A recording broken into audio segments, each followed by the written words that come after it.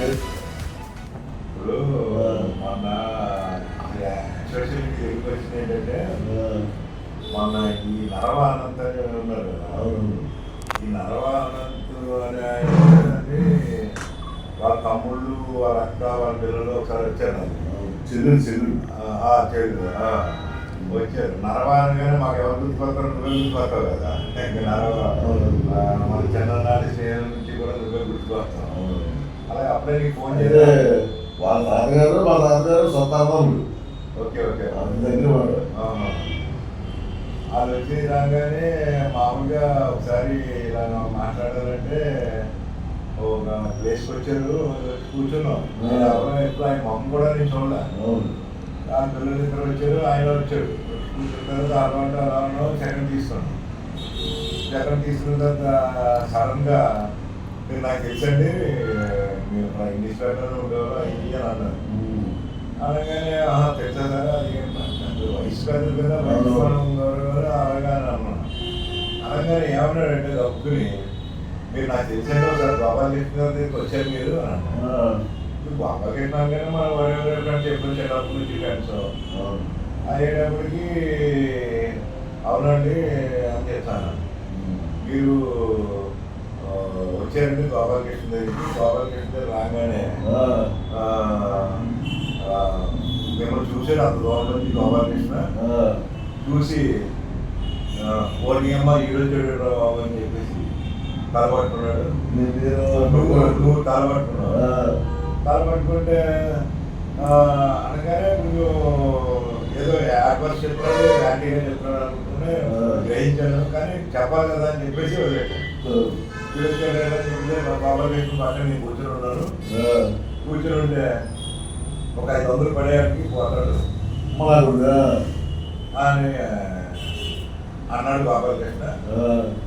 అంటే నేను బాబా 500 తీసి ఇచ్చాను. 500 తీసి మీరు వెళ్ళిపోయారు. నాకు ఇంకా చదవడానికి వచ్చింది.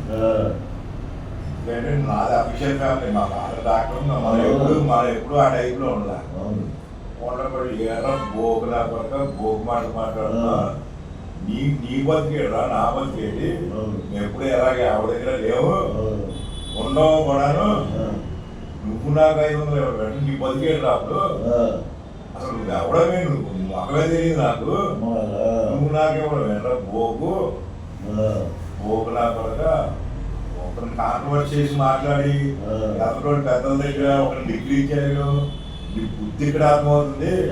నీ తమ్ముళ్ళు, నీ చెల్లెళ్ళు, నీ కుటుంబం మొత్తం అందరూ నీ పుట్టిన పిల్లలు తప్పించి, నీ భార్య తప్పించి, నీ మొత్తం నీ కుటుంబ సభ్యులందరూ కూడా రోడ్డు మీద పడి అలో లక్షణాన్ని ఎడుతారు. ప్రతి నాయకుడి దగ్గరికి వచ్చి మోసం చేసాడు, మా డబ్బు దొప్పేసాడు. నీకు 100 కోట్లు ఉండొచ్చు, 200 కోట్లు ఉండొచ్చు. ఇప్పుడు అవన్నీ మాకు అనవసరం. నీ కుటుంబ సభ్యులు రోడ్డు మీద పడి ఎడుతున్నారు అలో లక్షణాన్ని. ఇప్పుడు బోగు ముందు అవి సెటిల్ చేస్తారు. నువ్వు వాళ్ళని సరిపెట్టుకో, ఇంట్లో చక్కబెట్టుకుని బయటికి రా. ఇంకొక మాట ఎవరికో నేను కాబట్టి ఒక పెద్ద ఆయన ఉన్నాడు కాబట్టి నేను ఆగుతున్నాను. లేకపోతే మాకు నీ విషయంలో ఆగమని పని లేదు.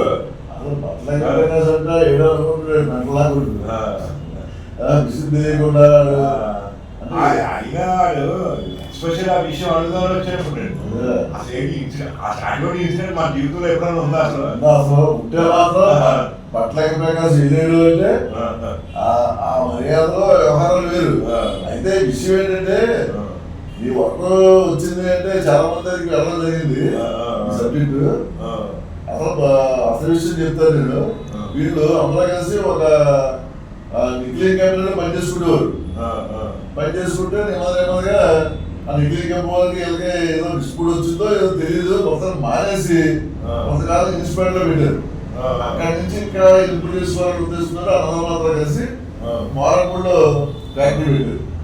అంతే ఆ ఫ్యాక్టరీ పెట్టిన తర్వాత వాళ్ళకి భగవంతుడు కనిపించాడు.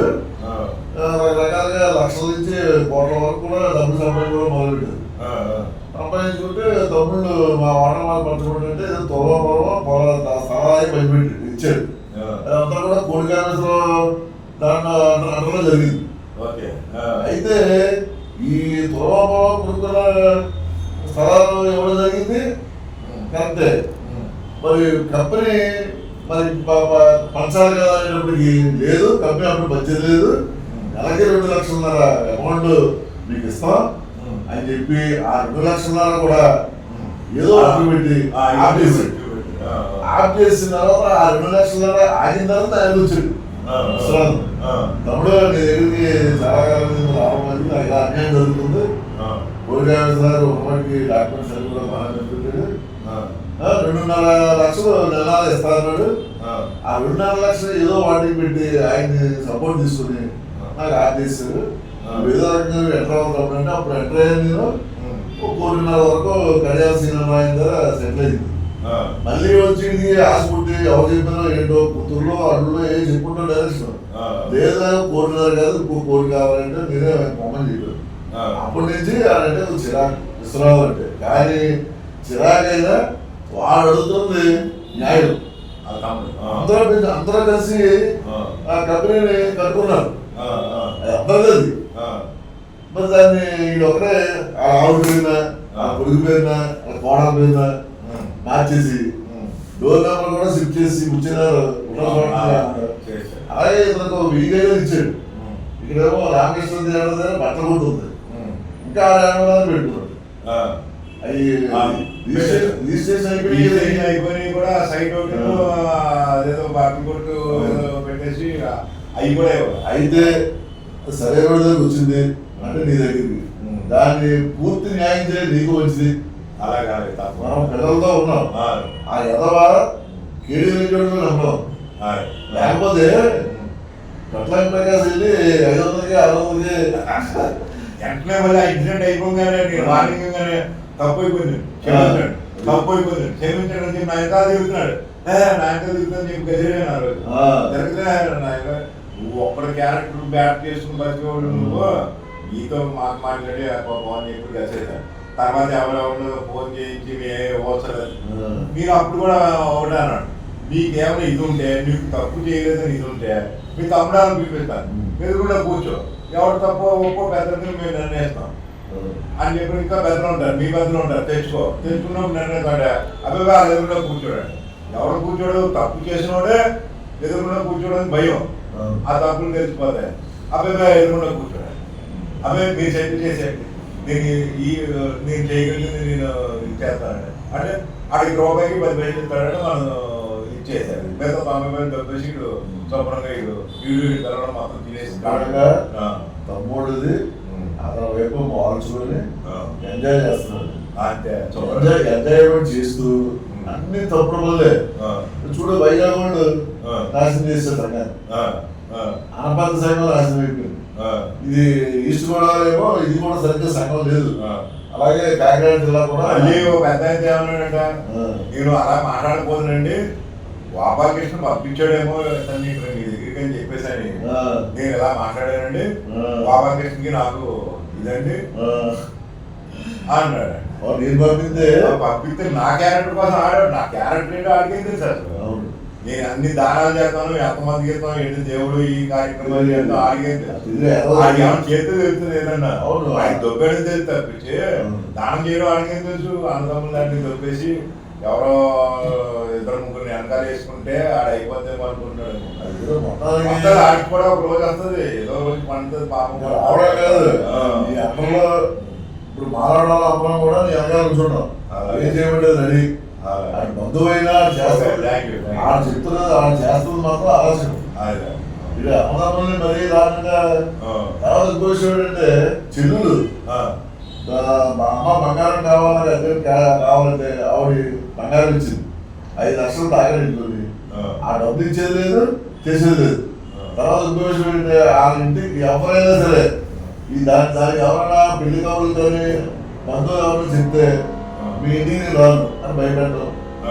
తర్వాత నువ్వు ఆధారికి ఏదో తిరుగుతున్నావట, ఈసారి తెలిసిందంటే లారీతో గుద్దేస్తా చెప్పాడు, గుద్ది చేస్తామన్నాడు. అలాంటి ఎవరో సరే రాజకీయంగా ఏదో ఒక కార్పొరేషన్ చైర్మన్ కదా,